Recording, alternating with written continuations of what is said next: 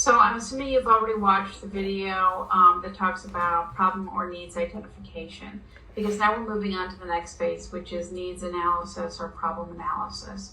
And just like the previous video, there's a table that I'd recommend knowing forwards and backwards.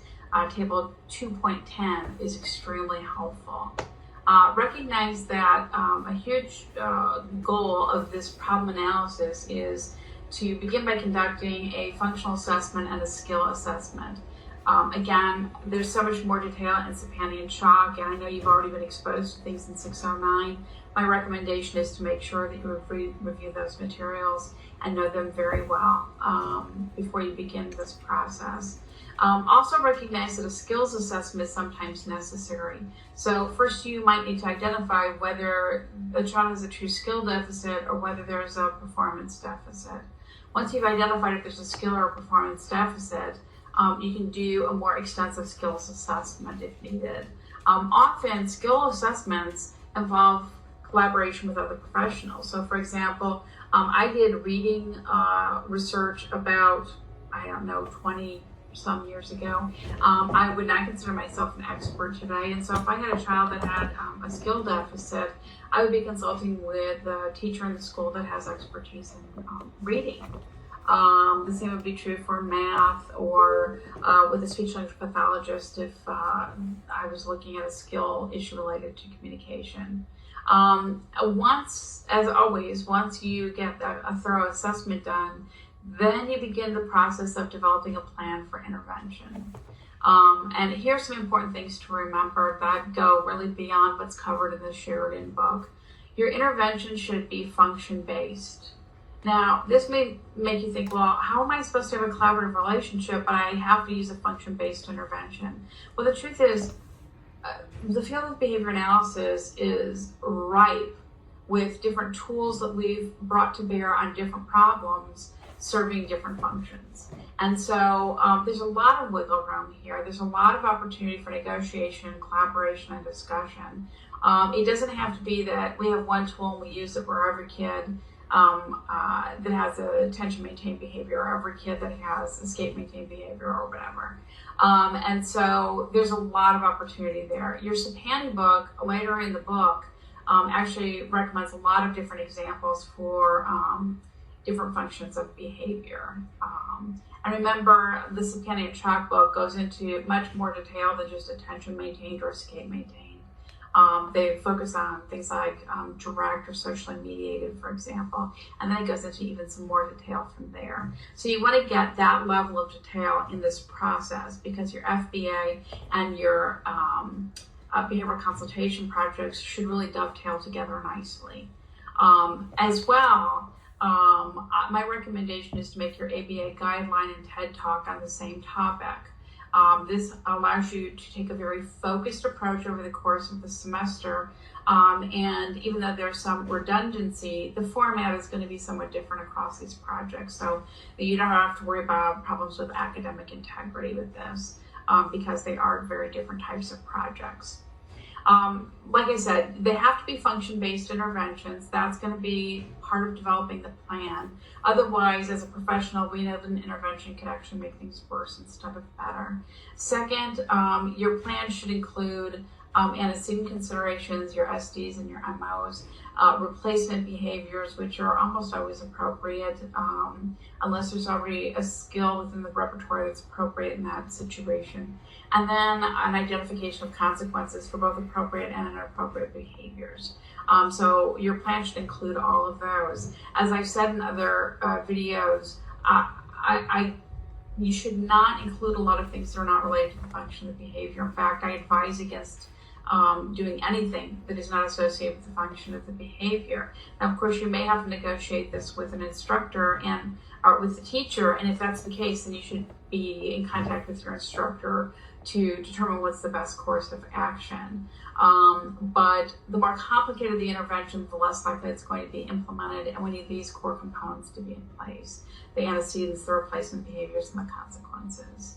And then one more thing, go ahead and look through table 2.12, and it's also going to help remind you of some of your options. But like I said, the Companion Chalk book offers a lot more, and you should have already learned a lot in 609 that should help guide you in developing the intervention plan. The main goal is to make sure that you're bringing your knowledge to bear, but you're doing it in a respectful and collaborative way. So if the values and preferences of the consumer are inconsistent with the first idea you have, you should have enough skills in your repertoire as a behavior analyst student to say, okay, well, this is another way for us to skin this cat.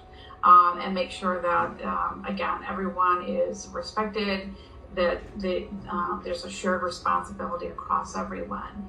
By the way, I don't think I've mentioned this before, part of the importance of a shared responsibility is that we want everyone to have some skin in the game.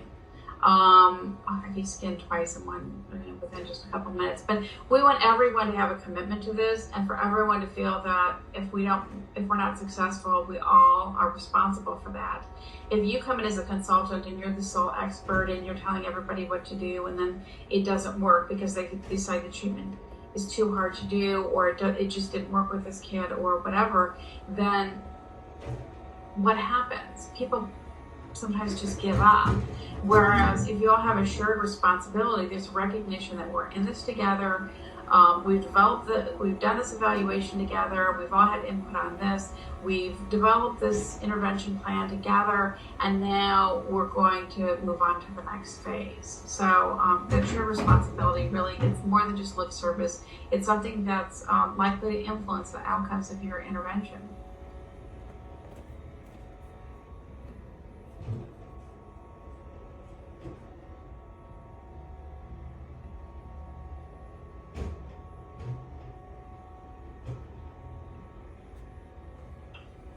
This video focuses on internal validity and issues that relate to the believability of your data. So first, behavioral research aims to demonstrate that measured changes in target behavior are a result of the experimental manipulations that you're doing in the environment. And so you need to have a lot of experimental control. Experimental control is occurs when there's a very predictable change in my dependent variable or the level of my target behavior. And that predictable change in behavior can be reliably produced by systematically manipulating some aspect of the environment. An experimenter has achieved an analysis of behavior when he or she can exercise control over it. And experiments demonstrating experimental control, meaning that I can predict and reliably produce a change in the behavior as a result of my environmental manipulation. These experiments with high experimental control have a high degree of internal validity.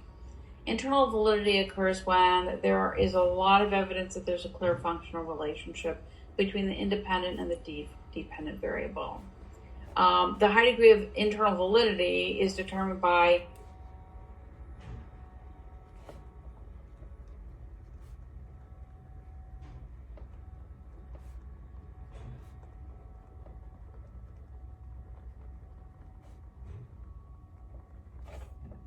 the extent to which I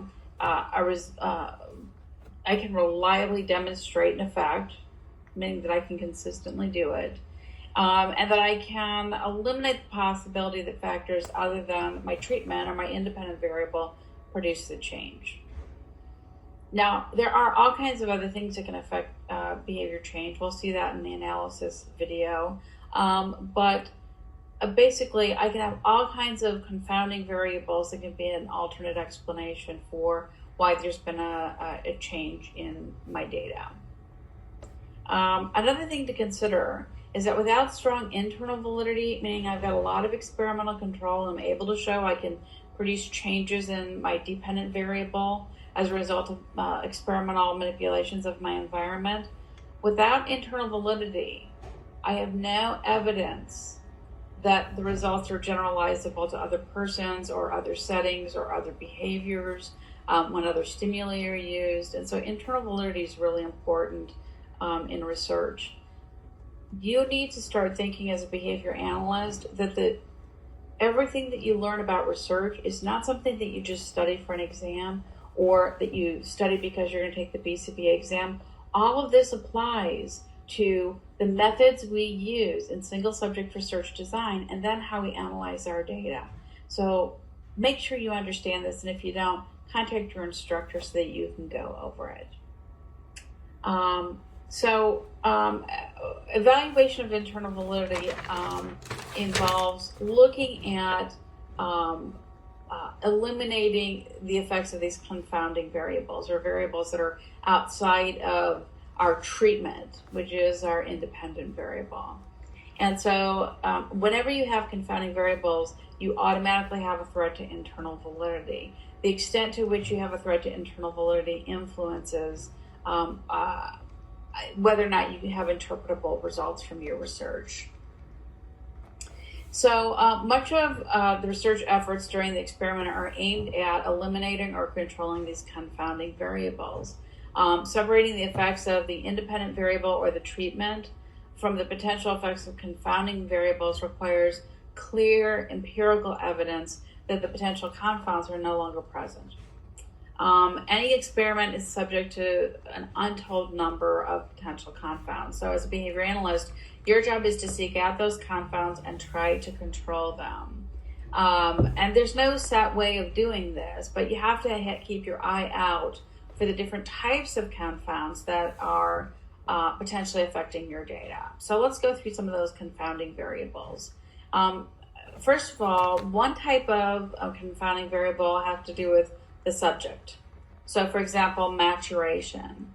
Maturation involves changes that take place in the subject over the course of the experiment. This could be related to growth or any other maturational change that could have occurred during the course of the treatment. So what do we do for that as behavior analysts? Well, one of the things that we do, how we can control for maturation confounds, is by rapidly alternating conditions, like an alternating treatment design, or multiple introductions and withdrawals of the treatment over time, like we might do with the reversal design. And so this is a way to control for maturation as a subject confound. Subject's behavior may be influenced by events that have occurred outside the experiment. So that's a subject variable. There's a risk for research design with too few or too widely spaced measurements of my dependent variable. So for example, in a lot of group research design, you get a pre-test and a post-test, and there's just too great a likelihood that there was some other factor that is unique to the subject that is occurring over time. And this is why collecting so many data points per condition is so important, and why we can help control for this by having so much repeated measurement within conditions, but also replicating those conditions.